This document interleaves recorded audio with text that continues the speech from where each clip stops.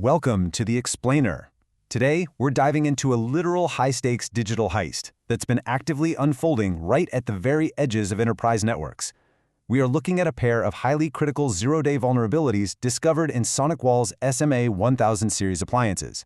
So if you're a network defender, a security architect, or honestly just someone fascinated by how complex digital intrusions actually work under the hood, you absolutely need to understand the mechanics of this specific attack. Right out of the gate, we're staring down a CVSS severity score of 10.0. Yeah, that is the absolute maximum. And this isn't some theoretical whiteboard exercise. This is an active zero-day exploitation confirmed by SonicWall, threat intelligence firms like Velexity and CISA.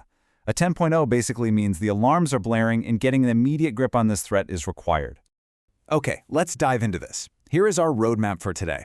1. The SonicWall SMA-1000 target. 2. CVE 2026-15409, the SSRF flaw. 3. CVE 2026-154010, code injection. 4. The zero-day attack chain. And finally, 5. Remediation and threat hunting. Section 1. The SonicWall SMA-1000 target. So, what are we actually dealing with here? The SMA-1000 series appliances, specifically the 6210, 7210, and 8200V models, are enterprise-grade SSL VPN gateways. By design, they sit right out there at the internet-facing edge of a network. Think of this device as the highly guarded front door, or maybe the main lobby, of a corporate network. It aggregates remote access credentials and manages secure entry for employees all around the world. Now, because this device sits directly on the public internet and acts as a gateway, it's an absolute goldmine for threat actors. If an attacker compromises the SMA-1000, they don't just get a tiny foothold. No, they can potentially harvest administrator credentials, steal active VPN session tokens, and even gain detailed maps of the internal network architecture sitting right behind that gateway. Historically, and this was noted by researchers at Tenable, this specific product line has been heavily targeted by ransomware groups, and that's precisely because a breach here basically means bypassing the perimeter entirely.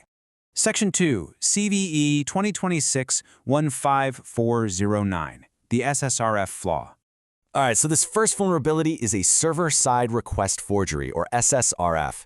In simple terms, an SSRF allows an attacker to manipulate an internet-facing server into making network requests on their behalf to locations of the attacker's choosing. It's kind of like tricking the front desk security guard into walking into the private back offices to fetch something for you, leveraging their trusted access to bypass your lack of clearance. In our heist scenario, this is the attacker forging an ID just to get past the front desk. In the context of the SonicWall SMA-1000, this SSRF flaw lives right in the workplace interface. And here is the terrifying part. It requires absolutely zero authentication to exploit. A remote attacker sitting anywhere on the public internet can use this to force the appliance to make requests to unintended internal locations. This is exactly what earns it that massive 10.0 critical score. In practice, this flaw acts as a vital pivot point. It lets the attacker probe internal services or reach internal administrative interfaces in a way that totally bypasses normal access controls. Section 3. CVE 2026-15410, code injection. Okay, so once the attacker sneaks past the front desk, they need a way to actually pry open the vault. Enter our second vulnerability, a code injection. An attacker exploiting this flaw introduces their own malicious code into an application's data flow. This tricks the system into executing unintended and often highly privileged operating system commands. This specific code injection flaw is buried in the Appliance Management Console, or the AMC, of the SMA-1000. Now, the AMC is basically the administrative nerve center used to configure the appliance and manage users. On its own, this vulnerability actually requires an attacker to be authenticated as an administrator to execute these arbitrary OS commands. Because of that authentication requirement, it carries a slightly lower, though still very severe, CVSS score of 7.2. Section 4. The zero-day attack chain.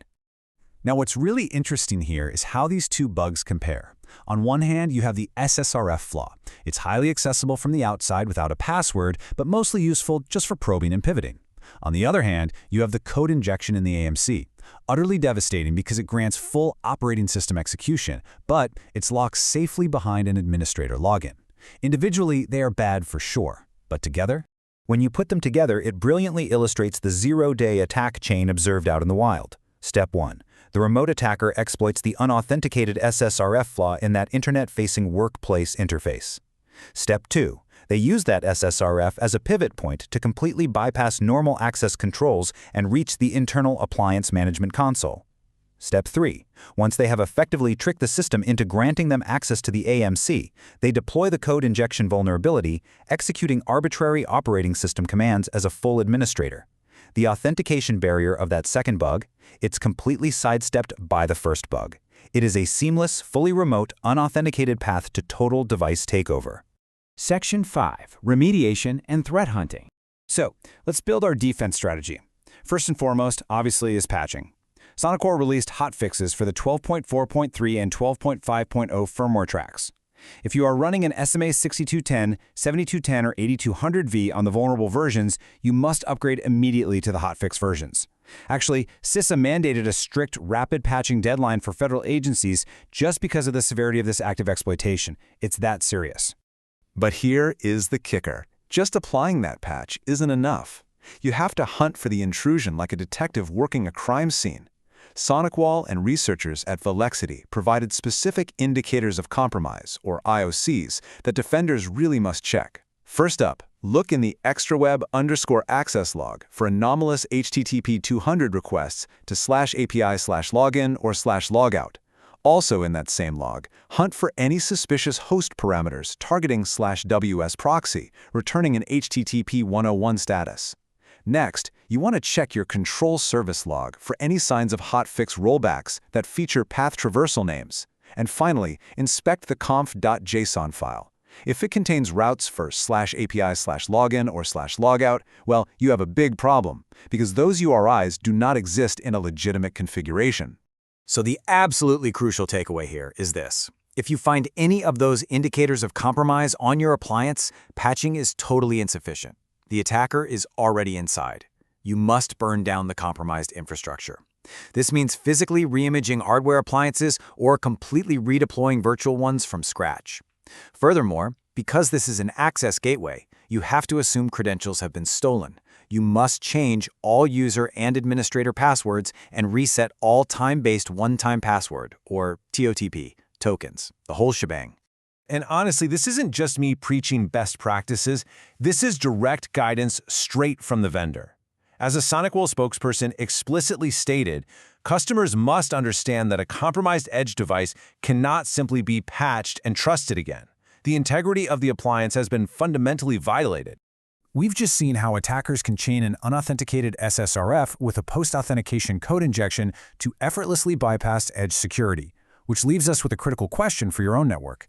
If your enterprise's front door was bypassed today using a similar zero-day chain, would your internal telemetry and threat hunting logs actually catch the intrusion before the vault was opened?